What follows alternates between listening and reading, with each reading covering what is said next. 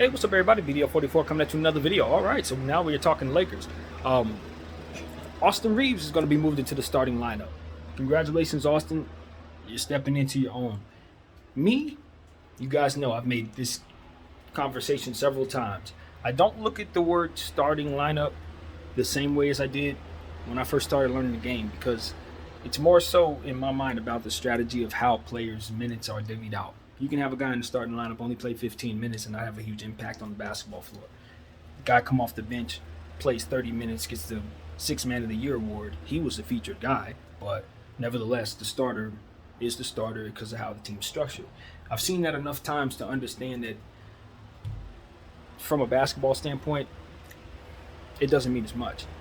But because of how you have incentives and different things that take place for players behind the scenes in terms of agents and things of that nature that do have to do with being in the starting lineup, you understand that that's a huge milestone for players, especially when they step up from where Austin Reaves' level was to his very next season being a starting player. So that's a huge deal. It's a congratulatory thing. I think going forward, the NBA should try to adjust the way they do those things so that it can kind of reflect the more versatile lineups that the NBA has right now. I think that's basically what I've been saying the whole time. I just think everything that the NBA does is going to have to catch up to the versatility of lineups that just wasn't present when these systems were created. So, having guys as starters and all that, it's really great. But does it mean the same things as it used to? That's the question I would ask. Nevertheless, for me, Austin Reaves is a player that I would both put in the starting lineup for honors and give the minutes necessary for honors within this roster because he's a continuity creator. He's a guy who's going to make things happen on both ends of the floor that kind of draw others to focus as well. His intensity, his help defense, the way that he plays passing lanes, the way that he plays on ball defense, it's infectious. He brings the defense together. On the offensive end, his passing ability, the way that he plays with rhythm, the way he plays without the ball, the way that he slashes to the basket without the ball, and things of that nature. When he has it in his hands, how he's looking for others and constantly looking to get his bucket as well. These are the type of things that cater to why you want to give him a starting role, because you understand that he's going to be one of the smartest players on the floor. You also understand that he's going to play better as the clutch moments arrive. He's shown us that he has that ability to raise his level of play when it comes down to the final couple of minutes of the game and you're down, and so I think it's an excellent decision. I think Darvin Ham's going to like Austin Reaves. I think the level for Austin Reaves now is to find his jump shot, consistency from behind the arc, and that will really make him take off. But I love what I saw from him last year.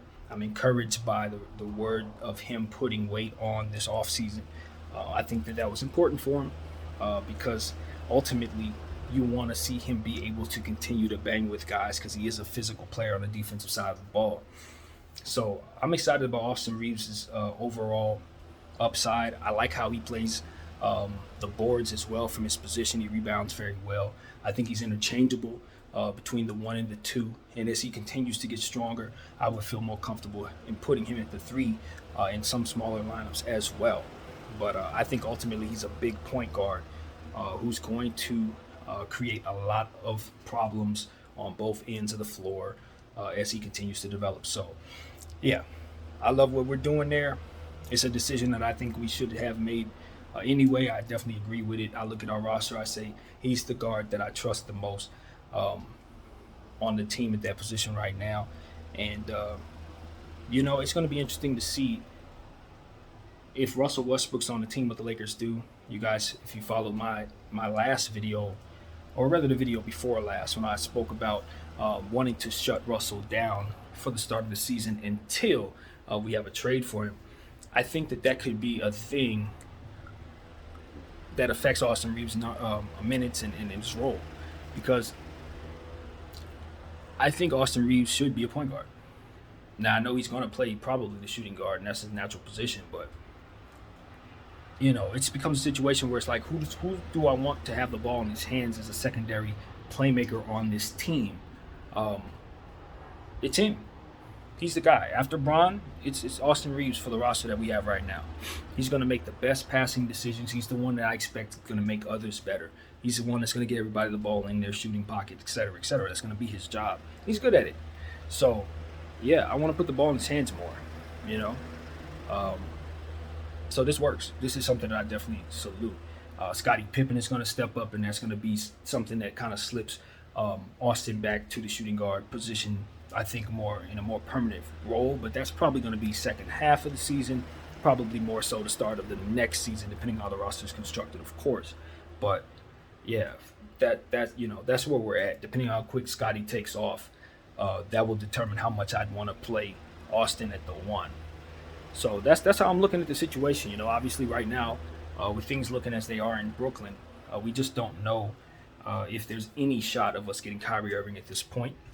So we do have to acknowledge that maybe a secondary deal to move Russell Westbrook would be possible. Maybe they wait. I don't know. I suggest they wait, but we'll see. At this point, I'm just looking at it and saying, putting Austin Reaves in the starting lineup is going to definitely give us some shooting spacing issues if his three-point shot isn't falling and Russell is still here. So that's something that I'm definitely thinking about. Depending on how bad the shooting is, it could determine how much we trust that backcourt long term. So again, I'm shutting Russell down if I'm in control of things, so you don't have to worry about that. But we do have a shooting need at this point. We arguably have the worst shooting backcourt in the NBA right now. Maybe the worst shooting team, period, honestly. So, yeah, that's going to be something the Lakers are going to have to address.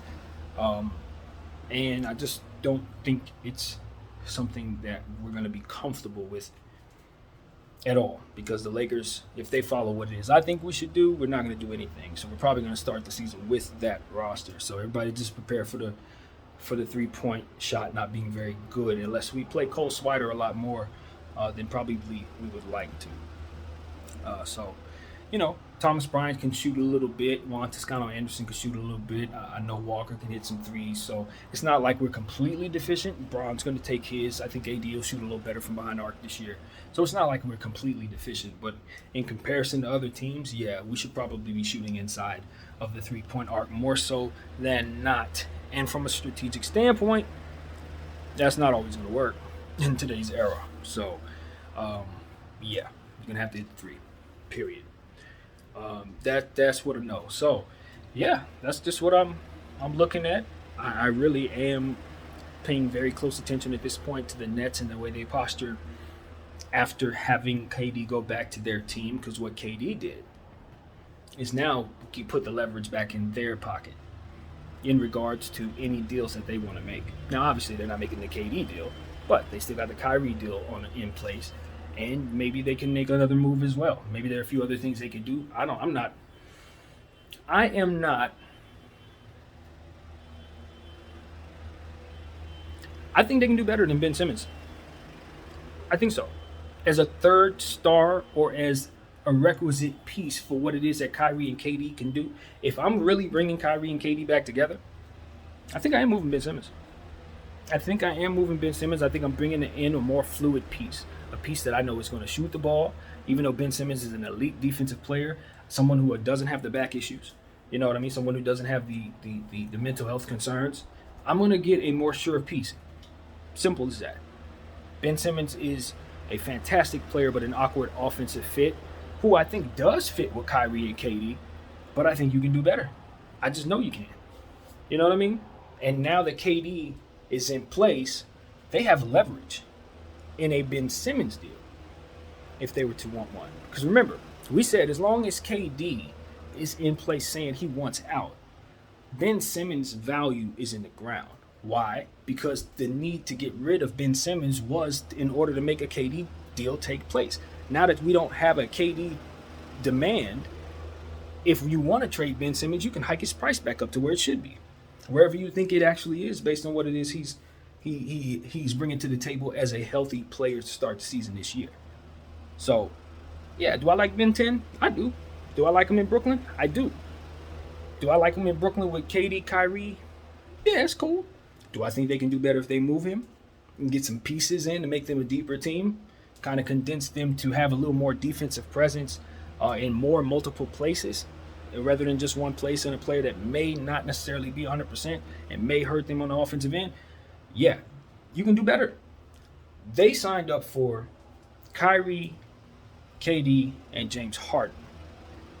Ben Simmons and James Harden are not anything alike. So if I'm trying to give them the dynamic that they believed in, I'm going to find another version of James Harden. I'm going to find a younger James Harden.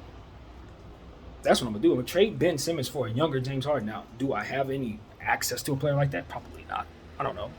But, again, I'm giving them the dynamic they signed up for. You know, Ben Simmons is here because I had to trade James Harden at a certain time in order to make that happen. He wanted to go to Philly. Philly had Ben Simmons to give. That's why Ben's the piece. You didn't choose Ben Simmons out of lineup. He was what you had to take. So when you know that, and then you look at what you have to do to build around him going forward, you look at what you have on the line and the pressures of winning a championship and what he's been dealing with mentally, I don't want him in that situation. I've been screaming that the whole time. I want Ben Simmons in a situation where he's the player they're building around. First piece, bring youngsters to him who can shoot.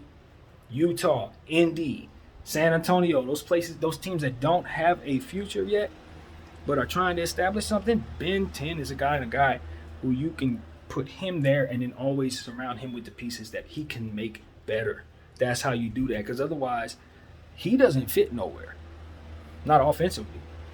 Not until he can stretch out that ball and shoot the three-point shot. Not until he can really, really shoot that free throw. He's going to be an offensive deficient player. And the free throw line is where he must get better. He cannot shoot in the 30 and 40% this go around and be a player that I expect to help the Nets win a championship with their duo. No, he has to be on the floor for defensive purposes, and because of it, you're going to have to deal with his free throw deficiency. So these are things that are detailed things that you must consider when you're talking about building a championship team. You're supposed to be winning it right now. Now, granted, in the statement that the Nets made, they said their intent is to build a team that can have sustainable championship future, which means they don't expect to win it right now. And if their expectations are not to win it right now, then you can kind of cut a little bit out of this, what I'm saying. But if I'm KD, yeah, I might have said okay to all of that. But mind you, the person who released that statement is the GM. He definitely don't want no pressure to win the championship now because he know he can't build no win-now team. So if I'm the GM, I'm saying, yes, KD came back with the intention of giving me 4 long years to build one championship. But nah, that ain't what's really going on, homie. Ain't nobody signed up for no one damn championship. Joe Sign co-signing that, not fully. That's you. I know that, and you know I know that. But nevertheless, you better put together a championship team right now, Sean Marks, or you won't be a part of this. They will. Understand that. You can release that statement all you want. Say KD signed up for the sustainability all you want. But trust you me, he considers himself the best player in the league, and he ain't trying to win just one championship in 4 years. Not at all. So you better know that. You better know it now. If you think you're out of the woods and he's just about to sit down and cross his legs while y'all not do nothing to make the team better, trust you me, you will have a problem on your hands when that contract ages 1 year and it's easy to move. You better believe he'll come back around and tell y'all he won out next year. You know it. And I know it. So you better do right by him. So, what does that mean? I don't know. Maybe he's happy with Ben 10. Maybe he's happy with Kyrie. And that's what you do if that's what he wants. But if he's telling you, I'm not sure about anything, then you have to do the things that you know you should to make your team not so And that's what you do to keep yourself going if you're Sean Marks. So, you know, that little part of the statement where he says sustainable champion, I know what that means. That means he's going to give me 4 years to get one. No.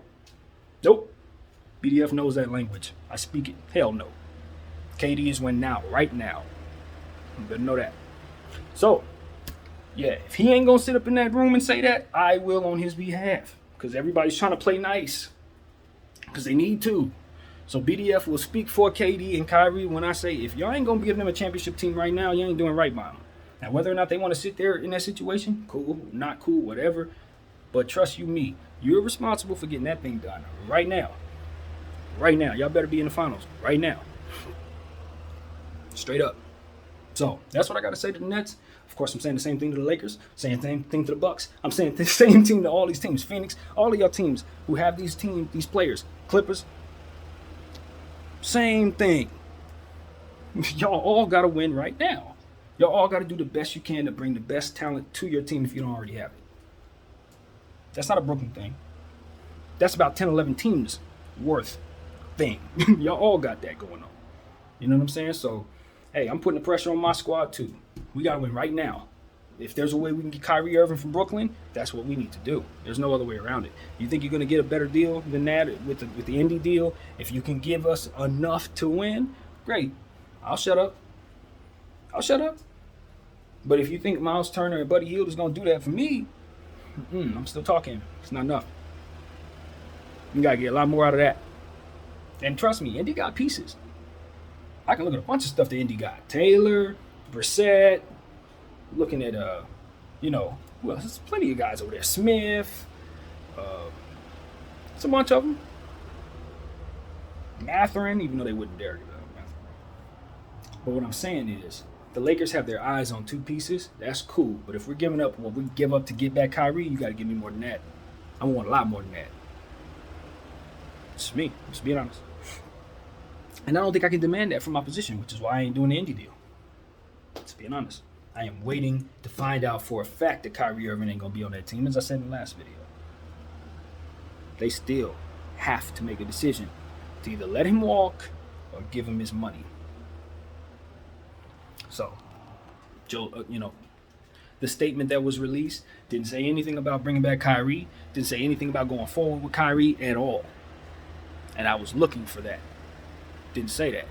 So, I still think Kyrie is going to be traded to the Lakers. My gut says he's probably going to be traded to the Lakers very soon, honestly. Because I just don't think that the Nets have plans to go forward with Kyrie without contingencies to force him to take that shot.